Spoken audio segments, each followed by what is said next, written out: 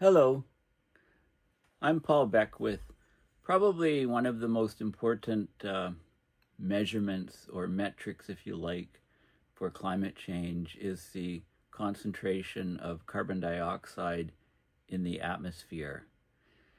Since 1958, we've been measuring the CO2 concentrations accurately on a mountaintop in Hawaii known as Mauna Loa.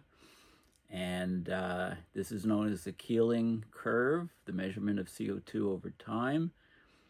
There is yearly fluctuation between a high peak and a low point due to the basically seasons. So during the summer, the vegetation on land, and of course most of the land is in the northern hemisphere, is in bloom and growing rapidly. So it pulls CO2 out of the atmosphere and reaches the yearly low. And then as we go to northern hemisphere winter and the vegetation dies off, the carbon capture is greatly reduced, so we get the peaks. And a report has just come out recently that the CO2 in 2024 versus 2023 set a record high of 3.58 parts per million above the previous year. And if you think that's bad, that's calendar year. If you compare summer of 2024 to summer of 2023, the difference of CO2 level is 4.7 parts per million. And this is actually quite astounding. So let's have a look at what's going on. I'll talk about Mauna Loa a little bit. I'll talk about the report, the article that just came out saying we've got record high CO2 levels, and this is very, very significant. And also, today being January 20th, there's all kinds of chaos going on, and it's hard to keep track of all the things that are happening, but it's important to maintain your sanity however you do it. If you don't have a puppy, you could get a puppy, go on lots of walks, or you can have the magic goblet of fire water here. So fortifications on cold winter days. Okay, so let's have a look at what's going on with CO2 levels and the Keeling Curve. Okay, so if you just Google Keeling Curve and you're in Google Images, you can see, this sort of curve. And the important thing to notice is you can see the fluctuations, seasonal fluctuations year to year. It goes up, goes down, goes up, goes down. The mean is this black line, and this is a seasonal variation. And basically, you can see, if you trace the line, it would be, it's bending upwards, it's concave upwards, it's rising at an accelerated rate. That's the key thing to notice. Okay, so there's been lots written about the CO2 levels, etc. And where am I coming from? Well, Wikipedia has a good article on the Keeling Curve, the annual variation and overall accumulation of CO2 in the Earth's atmosphere based on continuous measurements from Mauna Loa Observatory on the island of Hawaii from 1958 to the present day. And so this is seasonal variation, and you can see the curve here. And this is the Mauna Loa Observatory on the mountaintop in Hawaii. Okay, and they explain why it's on the mountaintop and the different levels over time. So global monitoring of CO2, it's well recognizable. Where did I get this from? Well, I sent out this is my last video, Global Water Monitor. Here, a new record for annual increase in Keeling Curve readings. In 2024, the CO2 was 3.58 parts per million higher than in 2023. This is the highest growth on record. This is the Keeling Curve from the University of California, San Diego, and Scripps Institute, who take the data from Mauna Loa and plot it. So this is over 1 week. So you can see hourly averages are the small dots, and then the daily average is the larger dots. And this is for 1 week. So we're pushing 427 parts per million. 1 month, you can see what's happening over the last month. Some fluctuation here, interestingly. 6 months curve, you can start seeing a dip and a rise, and the 1 year curve, so it peaks here and then drops down and reaches a minimum here, starts working its way upwards. You can get the 2 year and get a better idea for the cycle. This is the full record from 1958 to present day, to now, ending January 17th, 2025. And then you can go back and you can see 1700 to the present, you know, how it's been rising since about, this is 250, so 275 parts per million, and it's just an inexorable rise upwards, trapping all that heat, causing global warming. This is over the last 2,000 years. You know, it's still only 270, 278 or something, pre-industrial, up until 1750. Then it starts to rise. This is why 1750 was known as the pre-industrial year. But since then, when people talk about the baseline, they wanted to shift it to 1850 to 1900 average, which is actually significantly higher, you know, 0.15 to 0.3 parts per million higher. So the baseline shifted, keep that in mind. 10,000 years, still very low, going back to the peak of the last ice age, was about 21,000 years ago, and then it started warming up.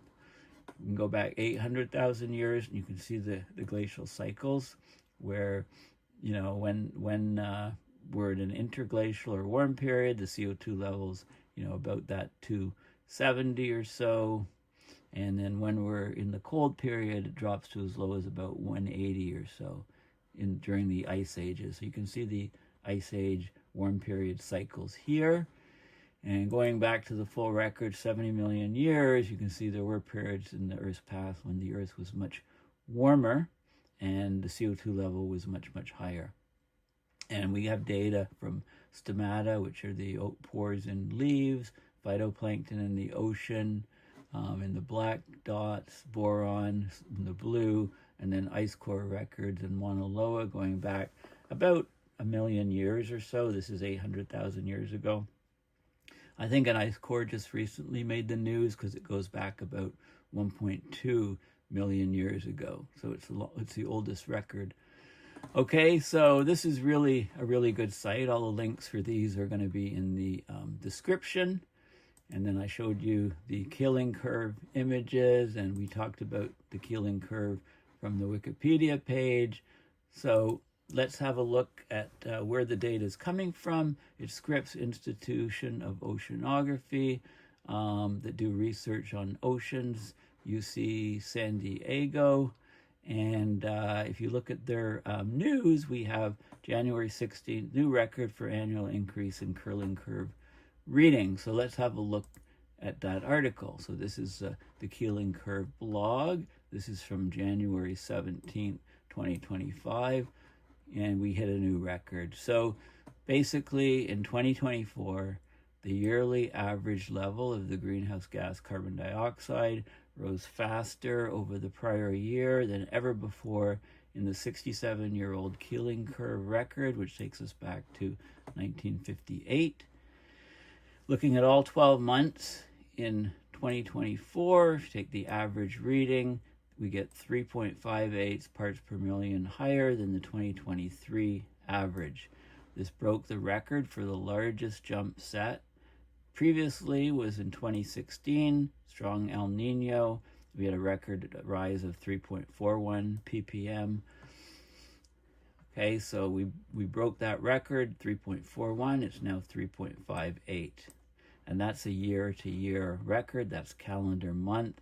In both cases, when we have an El Nino, the ENSO climate pattern is El Nino, the oceans are warmer, so there's less CO2 absorbed in the oceans, so the amount ending up in the atmosphere is higher, so the jump is higher.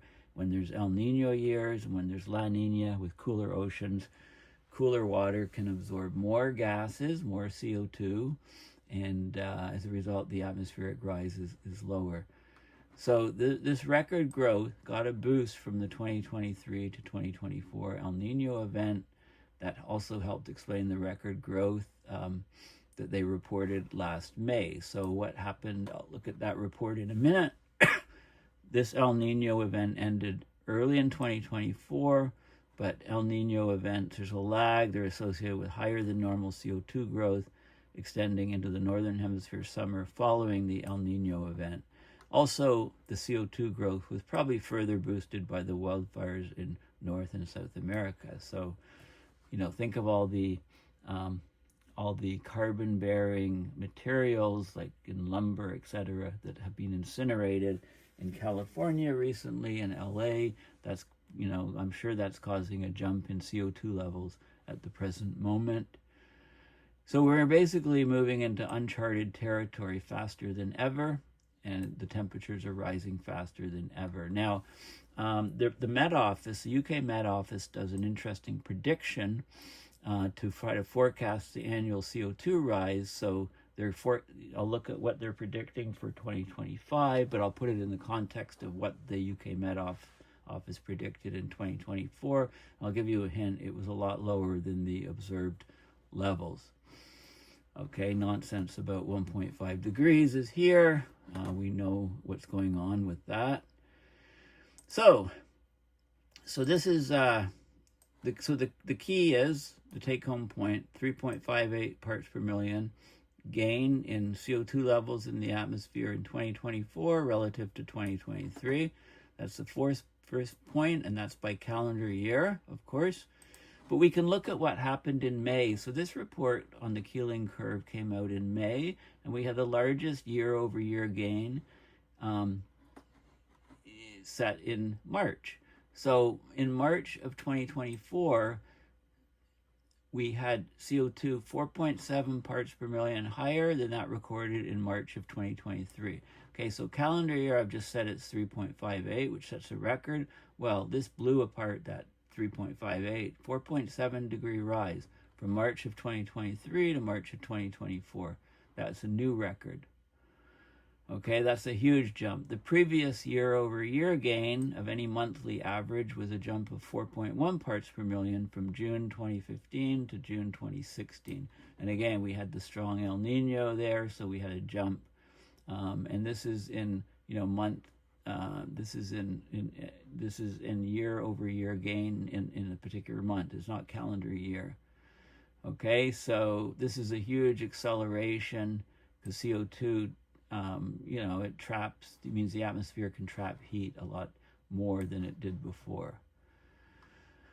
Okay, so this is a surge in CO2 levels, undeniable surge. Now, what is the forecast for 2025? Okay, now before I look at the Met Office forecast for 2025, let's define a couple things. This is the Niño 3.4 index. So we have ENSOs, we have warm periods in the ocean here. This is a region where temperature measurements here, Niño 4, Niño 3.4. This is Niño 3 here, and they overlap. There's a region here known as 3.4, which is an overlap of 3 and 4 to in the middle of the Pacific Ocean at the equator. And this is Niño 1 plus 2. Okay, so this is what we mean. This is a region in the central equatorial region of the Pacific Ocean. Okay, and it's a way we measure the index. This is an index here showing the temperatures in the different Niño regions and how they arrive at the ONI index. Okay, so and if we look at the Met Office prediction in 2024. Okay, they predicted in 2024 that the average annual CO2 concentration at Mauna Loa, Hawaii would be 2.84 ppm higher in 2024 than in 2023. I've already said that the actual number measured is 3.58. So this prediction was 25%. If you add 25% of this, add a quarter of this, you get about 0.7. Add 0.7 of this, you get 3.54, or 3.58. So their prediction was 25% too low. Okay, just want to point that out. That was their prediction for 2024. It was much lower. So take that into consideration when you look at their prediction for this year. And what they're saying is that they're predicting that it's going to rise, but they think the increase this year will be smaller than last year due to a re-strengthening of natural carbon sinks because of a shift from El Nino to La Nina. Right, so they're forecasting only a 2.26 part per million rise in 2025. Okay, so this is a really low amount compared to what we're seeing. So why would they think this? Well, you can look at their rationale. This is the atmospheric CO2 concentration. Here's where we are.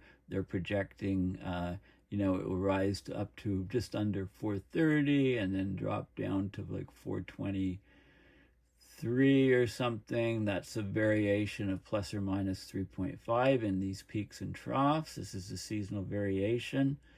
They're showing that, here's what happened. This is the observed annual increment, the black line. So we went up that 3.58 we went up to, just reported, and their prediction is 2.26 way down here for this year. Well, we'll see if they're right. I'm highly skeptical of their prediction, but I just wanted to show you so that you know it exists. CO2 concentrations have increased by over 50% since the Industrial Revolution. This increase would have been almost twice as large if some CO2 had not been removed from the atmosphere through natural absorption by plants and oceans. So the plants and oceans are working overtime to try to pull CO2 out of the atmosphere, and they're just being swamped by what's going in, so humans are going to have to do it ourselves. Carbon dioxide removal becoming absolutely vital. Need to figure it out, scale it up. Also solar radiation management, as I've said. Now this is the annual increment of ppm. Observed is the blue stars. And this is including up 2024 data, and is plotted against the Niño 3.4 index. So this is why I showed you the Niño 3.4 index is the temperature basically in the mid-Pacific here.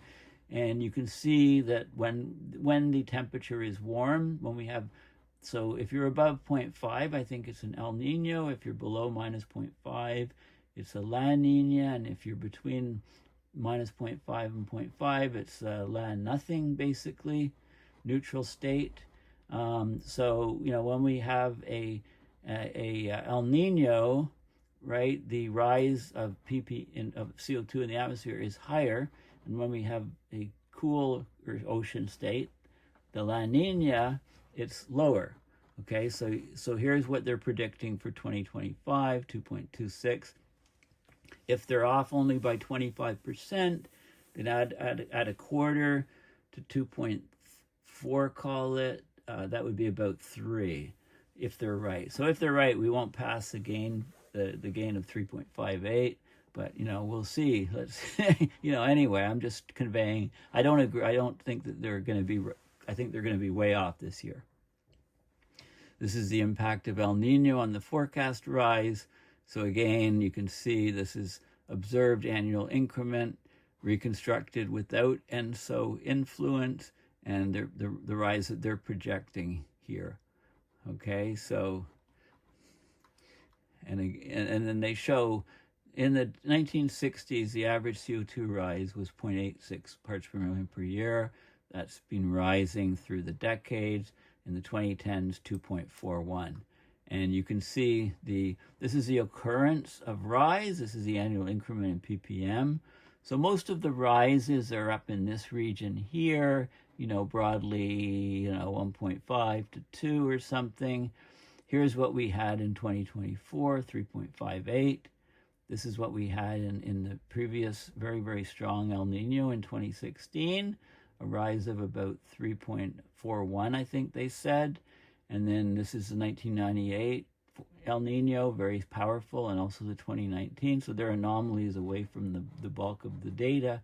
That was like 2.75, I'm eyeballing it, or 2.8.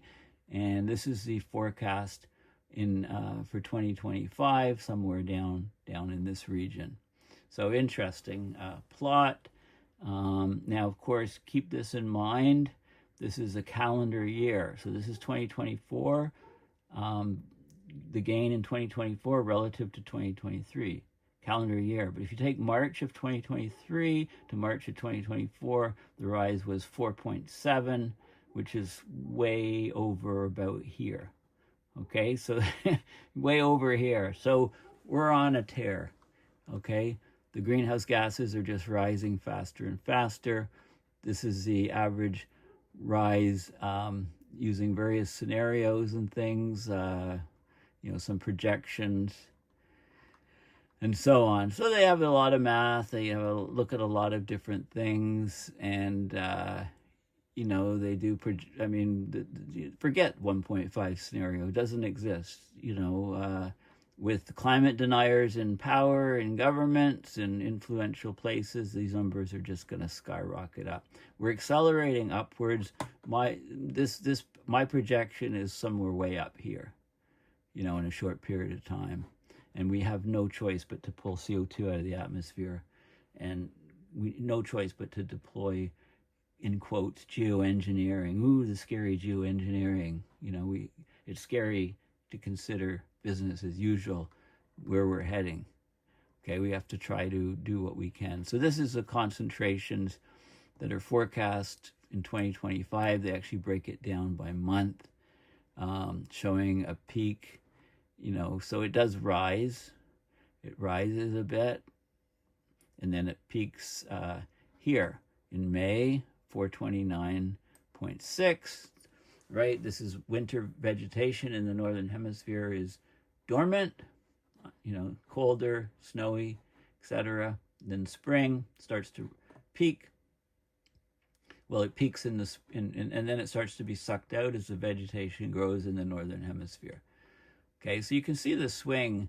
It goes from about 423.7 is the lowest up to 429.6. Right, and the difference is about 5.96 parts per million. That's the seasonal difference. Okay, they actually talked about the rise from 2023 to 2024 being 3.58, and they said that it's larger than the forecast of 2.84, which I've just pointed out. So the global fire emissions were estimated to be 1.6 to 2.2 gigatons per year during January to September 2024, 11 to 32% above the 2014 to 2023 average. So they're saying, it's these global fires that have added a lot of CO2, and the fires are happening. The daily severity rating for fire weather is estimated to have been 40% more impactful, 4 to 5 times more likely as a result of human-caused climate change. Global fire activity is already weakening land carbon sinks. Then they show the forecasts and the monthly observations at Mauna Loa in 2024. So this was the forecast, the dashed line, and this is what we actually saw. So it went much higher early on in the year, and it stayed high for the rest of the time. Okay, but the gap between these two curves was, high and, after a few months already, and that gap stayed about the same. So the whole curve was shifted up early on in the year. Okay, and they show, charts of the data. And this is the forecast and observed CO2 levels over previous years. And, some years are close. This is observed as black. But lately, look at the gain here in the black curve. Okay, so their forecast not too bad here. but the observed is never, well, it was under the forecast here, under here slightly, under here, and but since this decade, since 2019 or so, the observed is always higher than the forecast. So here we were, huge gap here. Okay, so it's interesting that they show that. So maybe they need to reevaluate their models. I don't know, ask perplexity.ai how much the CO2 will rise. They'll probably quote this paper. Okay, so in summary, the greenhouse gases, namely CO2, this only looks at CO2, not methane, but there's sort of Keeling equivalent curves for methane, nitrous oxide, etc. So basically the key point is that we just set a new record for the annual increase, that's calendar year, of 3.58 parts per million CO2. If you look at month to month, the gain was actually even much higher. So from March 2023 to March 2024, the gain was 4.7 parts per million. And the key thing, too, is that this Keeling curve is clearly concave upwards. So it's not just rising linearly, it's rising at an accelerated rate. And this is bad news for humanity. Okay, well, thanks for listening. Please go to paulbeckwith.net and donate to PayPal to support my research and these videos. Thanks again, and bye for now.